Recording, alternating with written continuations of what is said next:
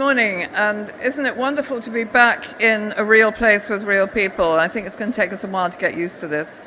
I gave my first talk to a room full of real people a couple of weeks ago, and I couldn't quite hear the question that people were asking, and I told them to unmute themselves. I think it's going to take me a while to adjust. And the technology has got more complicated, so I'm doing some juggling between clickers and mouses, and I hope that everything works okay. So just to say that I'm from the UCL Knowledge Lab within London. Been working in this area of professional development education and looking at ways in which we can use technology to advance this for a while now, and discussing with colleagues at Bett what would be the best kind of topic. We thought that it would be useful to explore this essentially new frontier for what we can do with educational technology. We focus very much on what we can do for students all these years, but thinking about what we can do for teachers as well, and then going beyond teachers to what we can do for professionals in all walks of life. So the main idea here is to argue that if higher education is to achieve its potential for impacting on the big challenges for education and the world, then we're going to need to overcome the unequal way in which our impact falls on the people that we serve. We're using Slido today, as you see, so you can submit questions easily. Please take a note of that. Just go to the auditorium and then you can put in your question, and I'll come to that at the end. So to start at the large scale issues affecting higher education, we have a tremendous role to play in contributing to the UN Sustainable Development Goals. If we just take education alone, for example, higher education has to educate 68 million teachers by 2030. Now, that was an estimate from a few years ago, but that estimate doesn't change very much as the circumstances get worse and worse for us. But then education underpins excuse me, I'm feeling I'm having to shout. Underpins all the other 16 Sustainable Development Goals as well.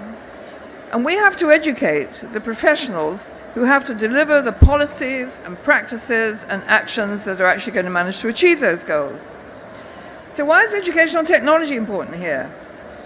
Well, if you think about the scale of those challenges, the vast numbers of professionals who have to update or redevelop their practices or their work in various ways and in their actions to meet all the different kinds of challenges that we're facing in the world today, not just education, but health, climate change, energy, poverty, human mass displacement, just several of the major challenges that we've got facing us.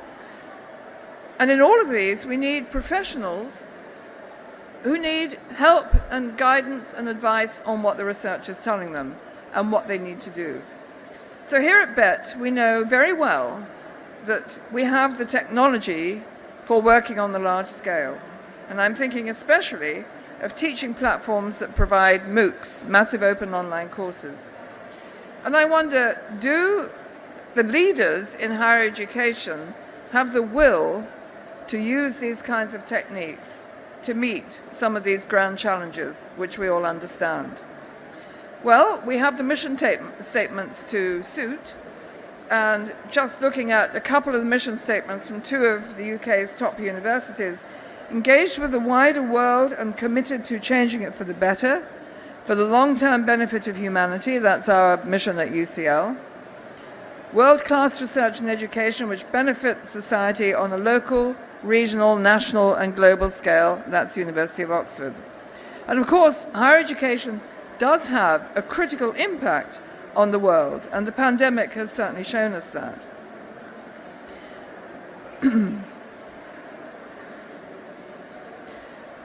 But if we ask the question, how well are we doing in terms of managing inequality and reaching the people who really need our help as researchers and academics. Even in the UK, we have not managed to widen participation to all the social demographic groups that we began to try and do some 3 decades ago now. So these are big challenges which we're finding it very hard to meet. But beyond our students, there's this wide range of other professionals in many walks of life who need support in applying what university research is telling us. So I'm looking at a contribution, a very simple contribution that we can make to reducing inequalities across the globe, to scale up the value and reach of our professional development activities. And let me see if I can show you what that might mean. So within the Oxford UCL Centre for Global Higher Education, where I'm working with a number of colleagues, one of whom, Dr. Eileen Kennedy, will be joining me for the workshop at 12:10 today, we're using MOOC platforms to support collaborative professional development. And that's a way of managing to extend the impact of university research on the people who actually need to use it, wherever they happen to be. And this approach is beginning to show large-scale effects. For example, in April 2020, we launched a MOOC on teaching online in Arabic on the EDRAC platform, which reaches across the whole of the Middle East and North African region. We had over 46,000 enrollments from teachers across that region, as well as the platform and analytics showed us we were reaching some 41 low and middle income countries. So we do know that these kinds of courses can reach the kinds of people who really need them in the most challenging places. Now, interestingly, these are cultures where teachers have always tended to dismiss online learning as essentially second rate. I mean, this was not because they tried it, but because they really didn't have very much access to it, and what they did see, they didn't much like the look of, understandably. However, during the pandemic, they've had to use it. And in that process, they've discovered that it does have something to offer. It has a number of ways in which it can offer flexibility and support to far more students than they had ever imagined. And they've discovered its value for the part it can play alongside our conventional methods. So even in this short 2-week course, attitudes have changed. As you can see from some of these responses to the survey that we offered, when we asked them, has the course changed your future planning for online learning, 94% said yes. And they made comments like, I made many adjustments to the study plans, innovated ideas and methods, expanding horizon, realizing the importance of distance education. We were using traditional education, but now it became a transformation in life. These are translated from the Arabic, so the language is a little funny here and there.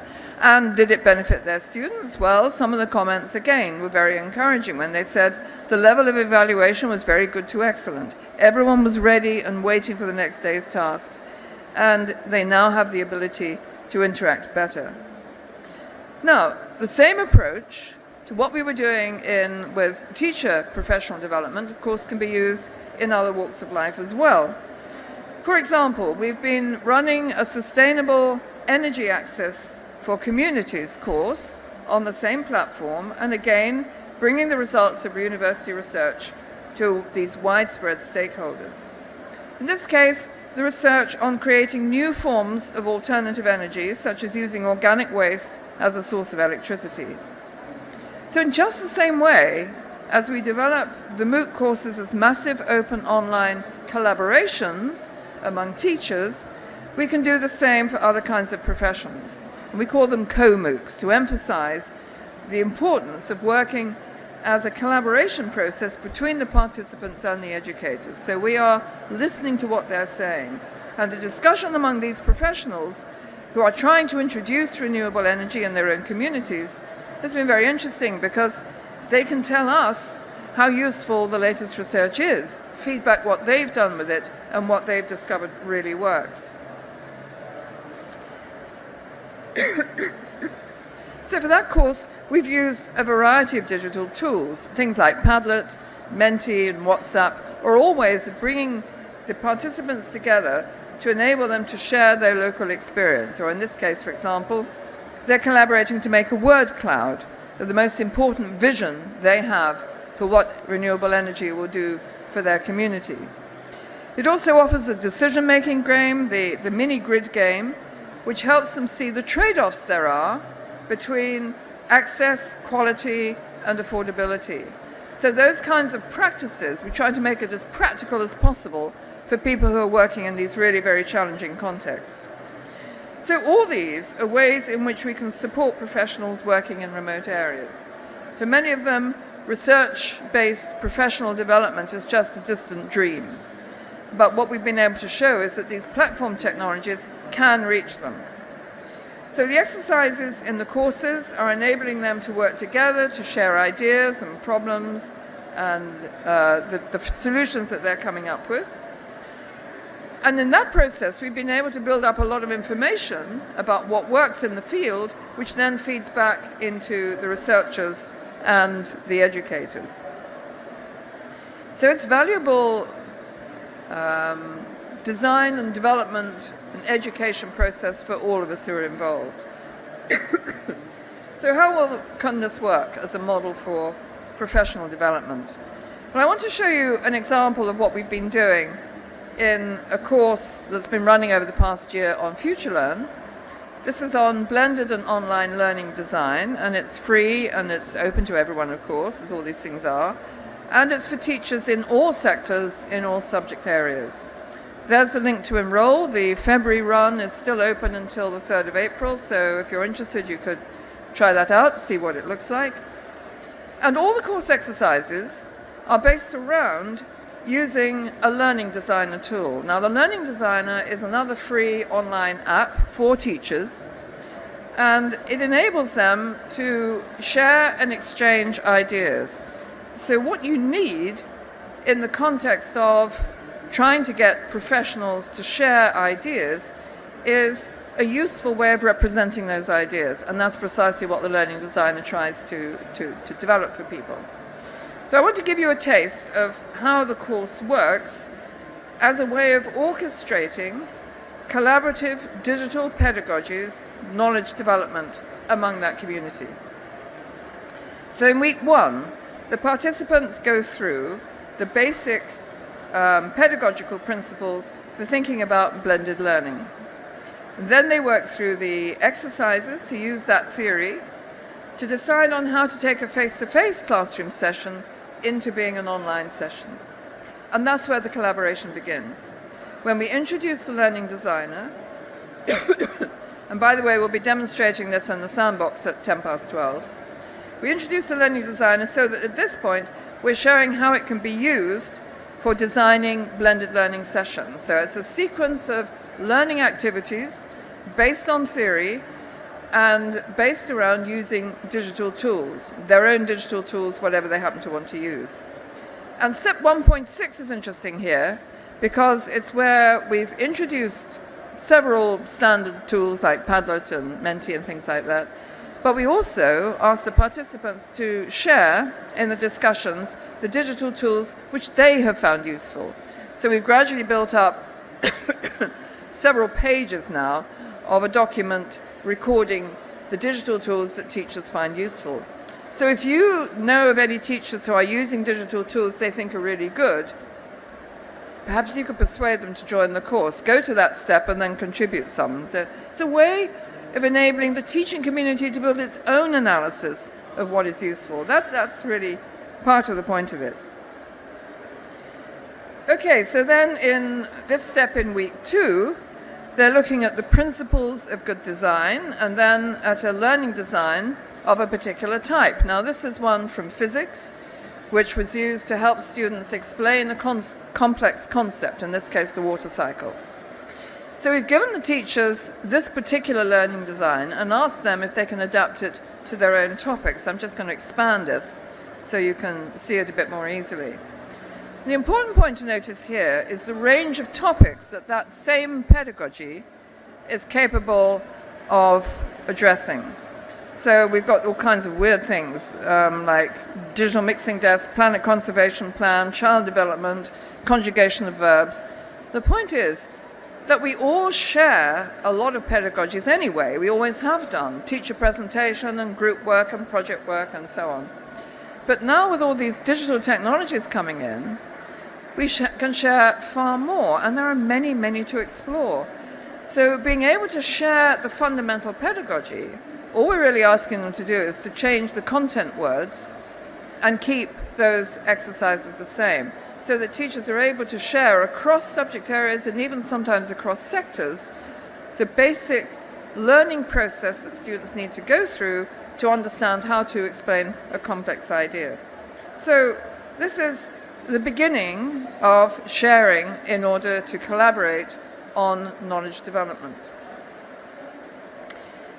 Then later in week 2, they take the theory into practice, and here they're watching video case studies from other teachers to see how they use digital technologies in their courses. Here we have Scott Hayden from Basingstoke College of Technology, and he's showing his students how to prepare for doing a project, a film project, how to design and prepare for doing a film project. So it's a short video he does for them, and we've got a clip of this on the case study for other teachers in the course to see. And then they use that to inform the way they do their own design for their own project, which is doing practical implementation. Now, part of the point of this was that during the pandemic, teachers thought we can't do practical work anymore. But Scott's video shows how you can, and how you can help students to prepare even when they're in lockdown. So this is very important. You're getting the news from the front, as it were, from the most difficult situations teachers are finding themselves working in. Then in the final week of the course, we continue to support collaborative professional knowledge building using here a peer review exercise. Now that's kind of similar to what we do in the context of sharing knowledge development in science and scholarship. We use peer review and then publish. So the important thing about this is that we're using the learning designer to enable people to publish or to share, articulate their ideas of how I should teach this. And it could be a session lasting just half an hour, it could be several hours, could stretch over days. I mean, various kinds of things. But the importance of the peer review process is that you're acting like a scientist, a design scientist in this case. Teachers are discovering what to do, sharing ideas, critiquing ideas. So it's important to have that peer review process, time-consuming though it is. But then it's nice to see that they recognize the kind of value they get from it. It's very helpful to realize that perfection is through collaboration. So building on those kinds of articulations of how I've taught this is extremely valuable for teachers to do. But of course, in other professional areas, they won't be sharing learning designs, they'll be sharing something else. And that opportunity to share a particular representation of what you've done and the practice you're trying to offer will differ. It might be something like a blueprint for how you introduce renewable technology to a particular community. Or it might be something like an Excel spreadsheet to show how you teach students to model cash flow. Whatever is appropriate to the particular context. So this is the bold future I want now to envisage with you, to see how we can get professionals in all walks of life sharing innovative ideas and principles as a collaborative community. We did ask if the teachers thought this would work, and this comment is quite typical for teachers in our course. Sharing lesson designs is highly important for expertise exchange. This can create a universal experience that will benefit well-experienced and less experienced teachers. The learning designer can play the role of knowledge transfer tool. That knowledge transfer tool is a very important insight because that's precisely what we're after. Bringing professionals together in these orchestrated spaces of what are usually called courses, but are actually a process of collaboration. So that's how we manage to help people build the knowledge for their professional community. So here's that simple expression again of the idea that universal lifelong learning should embrace professional education for people working in all of the SDGs, the Sustainable Development Goals. All of them would benefit from access to the key research findings that we're producing in higher education. So, of course, none of this would be possible without the technology. And the great value of the terrible experience of the pandemic is that it has demonstrated across the world just how brilliant teachers are, how inventive, how innovative, how resilient, how committed they are to being able to find ways of using these new technologies to help their students through the worst of times. And they've done an immense amount of learning through that process. But now we must put them, I think, in the vanguard of that further development. Now, teachers can't do all of that alongside their normal teaching. This is why sharing and collaborating is going to be so important. They might focus on one particular kind of innovation, and for the rest, borrow from other teachers. That is a feasible way of doing it. And how feasible is it in terms of affordability? Well, it costs the same amount, more or less, it's not very different, to create a MOOC for 200 participants as for 200 million. It's a fixed cost, because you're developing all those case studies and videos and exercises and tools and so on, putting all of that together, then it's not a variable cost, because we're not doing any one-to-one support with all of those teachers. Now, that's not a model that we could use for students. Any students, not even graduate students, not even students in master's or PhD courses. Because students need personal nurturing, personal support, personal guidance. But professionals know what they want to learn. They know what they need. They've got a lot of experience, and they enjoy learning from each other. So it does become feasible to have a massive course, or as we prefer to call it, collaboration. So this is the model that I want to put to you for, going back to what I said at the beginning, for a way in which universities can begin to reduce inequalities. We bring students from many overseas countries and we charge them a lot. That is not supporting the inclusion or equality. Unless we can support those students at a distance in their own home countries, maybe coming to the UK for just a year of their study, but mainly working at home in their own country, then we are not reducing inequalities. So I just want to ask you now, if you've got the Slido information, if you'd like to put in a question or a comment or a challenge, what do you think? Could this be a new frontier for higher education in the way it uses educational technology? Thank you.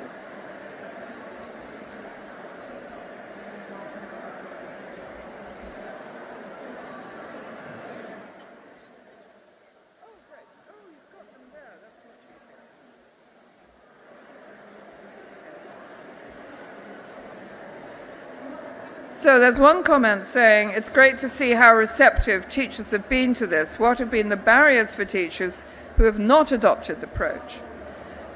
Well, there are barriers everywhere we look with technology, as everyone in this room I'm sure will know. If you're here at all, you know about educational technology, and there are always difficulties of access, whether it's to a device or to connectivity. And in many parts of the world, not least in parts of the UK, there have been problems of access. So everywhere you look, there's that kind of problem. But what teachers are doing is discovering not just how to overcome those problems as and when they can. And we work with refugee communities in the Bekaa Valley in Lebanon, for example, where when they were lucky, they got 2 hours of electricity a day. And so you worked around that. Now it's even worse, that situation. But they are, again, very resilient and imaginative. They find ways around it. But the important thing is that the technology will reach all of those communities in the next few years or so. Building schools in all of those communities in the next few years or so is still a distant dream. We're not going to do it by 2030, not for all children across the world.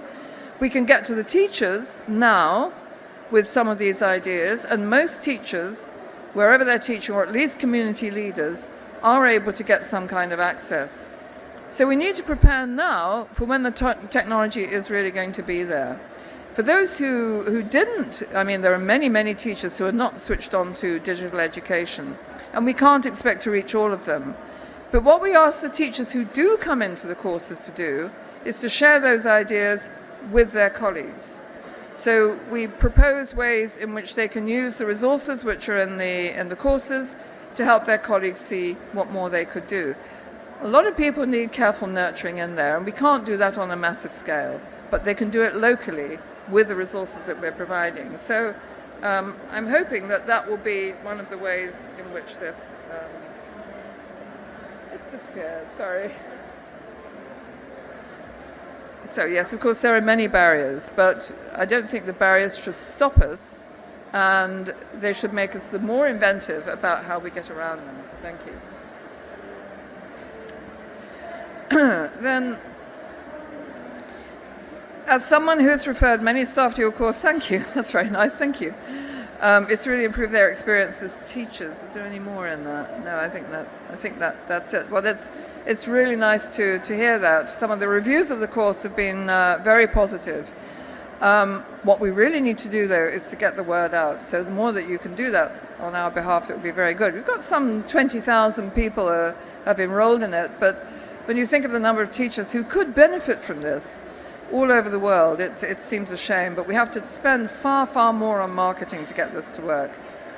Is all content for the UCL MOOC original institutional content, or do you work with publishers? No, it's all original, because what we wanted was teachers' experience. So teachers love to see what other teachers are doing and to learn from other teachers. So by being able to go to people who had already, and there are many schools and universities and colleges who already had a lot of experience of digital education, so we went to those to ask them for their case studies of what they did, what they'd learned, what they would pass on to others. They had to film themselves. This was all done during lockdown, but they did it.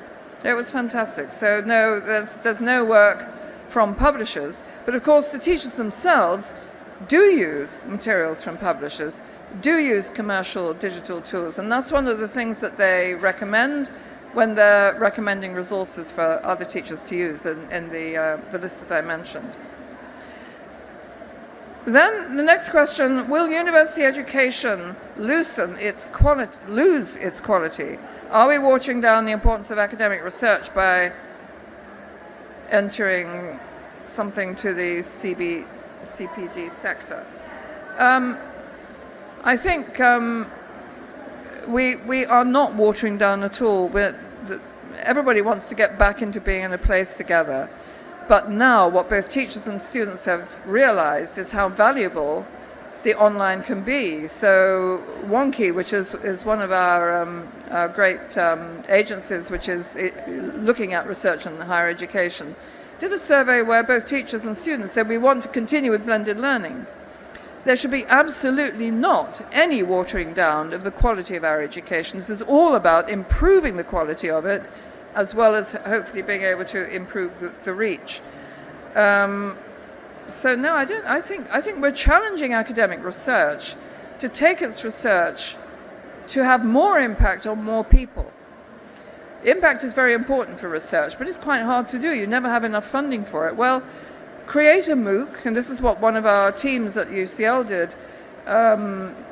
They were working in the area of perioperative medicine, for example. They created a 5-week MOOC. This was groundbreaking research on how to help people in difficult clinical situations.